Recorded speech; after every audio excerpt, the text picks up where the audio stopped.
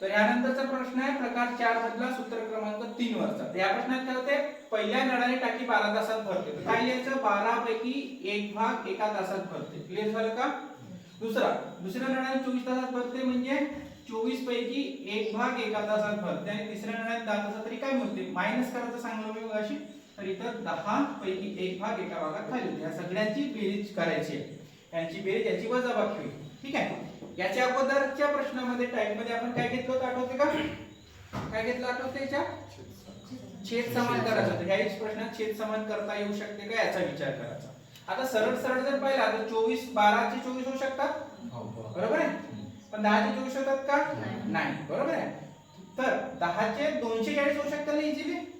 ठीक आहे. मोठी झाली तरी काही प्रॉब्लेम नाही, लसावीत काढल्या पाहिजे असं नसते. समजलं का?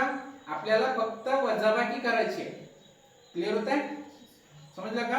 इथे आता 24 गुणिले 5 केला तर 120 होते, 12 गुणिले 10 केला तर 120 होते, 10 गुणिले 12 केला तर 120 होते. तोही जमेल. पण तुमच्या जर लक्षात आला की इथे 24 गुणिले 10 केला तर 240, 12 गुणिले 20 केला तर 240 आणि 10 गुणिले 24 केला तर 240. तर तुम्ही दोन्ही पद्धतीने करू शकता.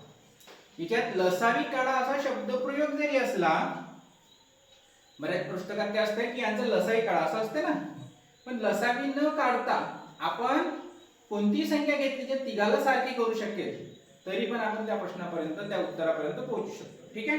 आपण 10 याला 10 न गुणू, याला 20 न गुणू, याला किती गुणू? 24 न गुणू. ठीक आहे. तर याला सुद्धा 20 न गुणावं लागेल, याला सुद्धा 10 न गुणावं लागेल आणि याला 24 न गुणावं लागेल. क्लिअर झालं का? काय होईल?